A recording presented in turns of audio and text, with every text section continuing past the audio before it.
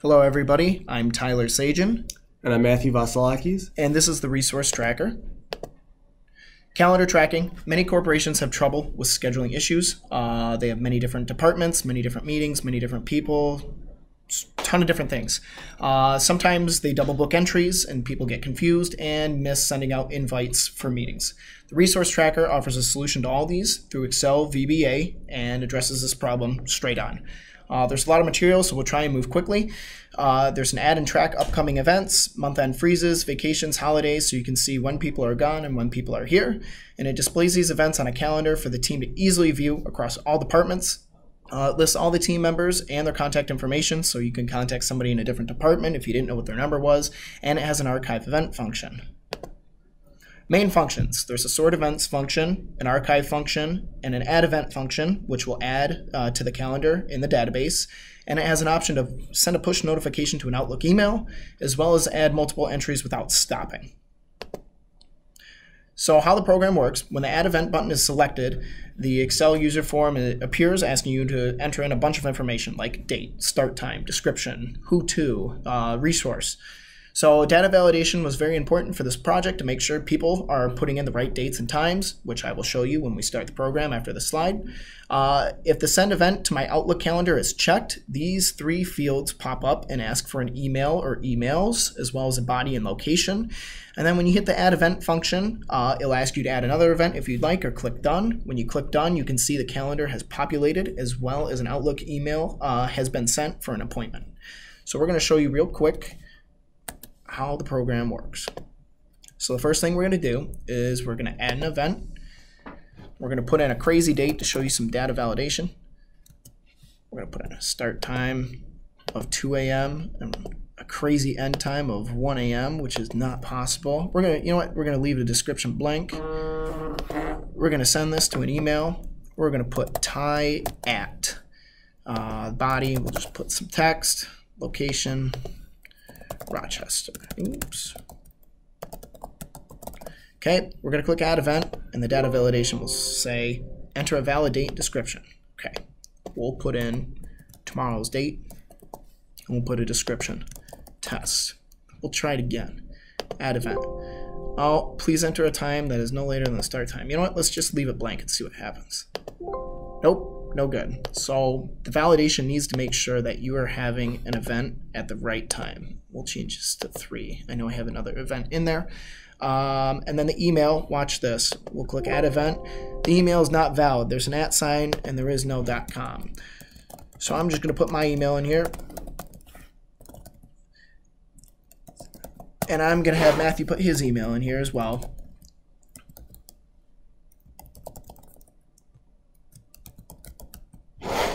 And we're going to click add event. You can see it's thinking. And this window pops up. You can add a bunch of files if you want to send them to Matthew and I for this event. And I'm sure there's other text you'd like to put in that was not in the object. We're just going to close this for now, or minimize this for now. We're going to click done. We're done adding events. And you can see the event is here from 3 to 3:30. And then also you can look at my calendar and you can see from 3:30 or from 3 to 3:30, here's the test one that we just made. Yep. And when he clicks send on the other meeting invite that popped up, it'll send it to me. Matthew is going to show you the archive and sort events function. Okay, so if we go back to the slides, sort function. Basically, we wanted a way to sort things more than just by chronological order. We used this at my work, and I created it about 6 months ago. And then we added all this stuff that we just mentioned. However, sorting just by date is not good enough because some things are more important and should therefore be at the top of your calendar. Now there is a calendar view, which I'll show you really quick, and this does rank things. So it'll rank them first by date, then it'll sort them by description. Month-end freezes, patching, holidays should all be at the top, whereas less important things are at the bottom, and then it sorts it by start and end time. And then I'll show you also the archive function, which you basically have a bunch of events in your calendar. You know, it's getting too big and you're like, hey, I want to move these to archive, but I don't want to delete them. Normally it's a manual task copy, paste, you know, and you have to, the archive tab that we have is locked. So you have to unlock it, copy and select the data you want, paste it to the bottom, lock it again, delete it from the main event scheduler page, and then resort it if you want. It's just a lot of work. And if you press this archive button, it'll automatically do that for you in about 2 seconds. So I'll show you that right now.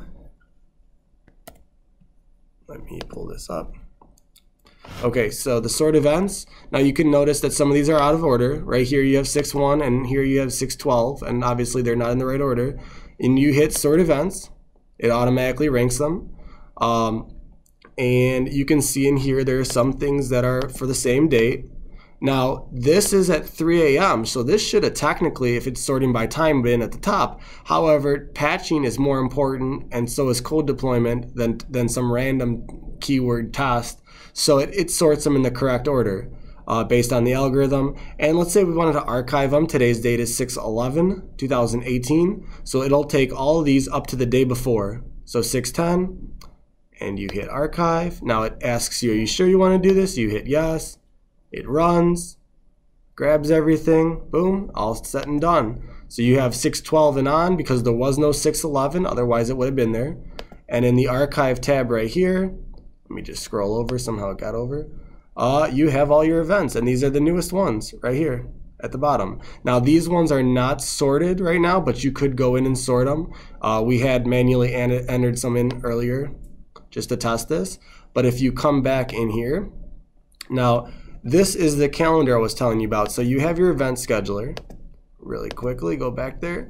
And you have dates and stuff. So 6/12, you have patching. So let's move to 6/12 because there seems to be 3 events that day. Just scroll down, and you can change which days you're looking at the top. There's some drop downs. And there you go. So it's got Tuesday, 6/12. It's got your events, got the basic info that you want. Start time, end time, description, who's involved if it's necessary, and the app number. And you can see this patching right here is a keyword. It highlighted it yellow. There's a little table at the top explains what are keywords, and it put it to the top because of its importance. So the sort function does work. And these blank fields right here, I have them so that it turns black automatically if you don't enter anything, so that way you know something's missing, but it could be intentional, which for here, we don't have resources that take care of patching. It's everybody, so we just leave those fields blank. So going back to the PowerPoint, Tyler is going to take on the next slide.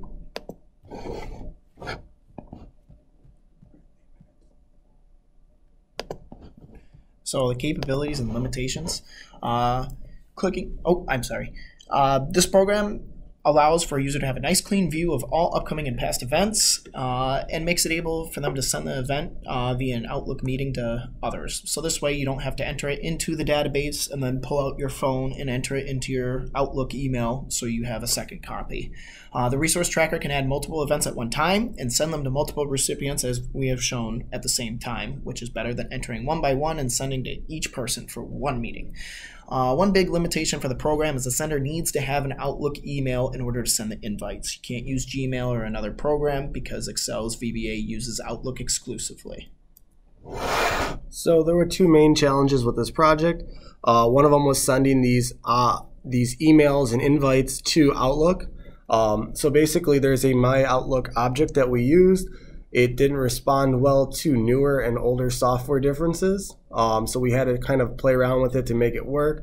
And also, we didn't do exactly where we wanted to with sending multiple recipients. The way it's coded and set up, the object only takes 1 email. But if you put a semicolon in between the emails, you're able to send them via Outlook. Instead of just sending them, it pops up the window like we had, and you can send it yourself by pressing the send button. That allows you to edit that if you want to, and also send to multiple people. The archive function was also another hurdle, and basically the archive and event schedulers have a hidden column, and we had to autofill this hidden column in because what it was doing was taking that column, and as you resize the table by adding a new entries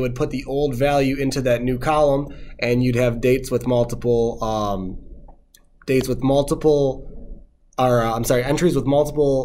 different events, however, the same date. But you can see here, like you have 3 events on June 12th, and it ranks them 1, 2, and 3. So that way they all uniquely appear on this calendar sheet.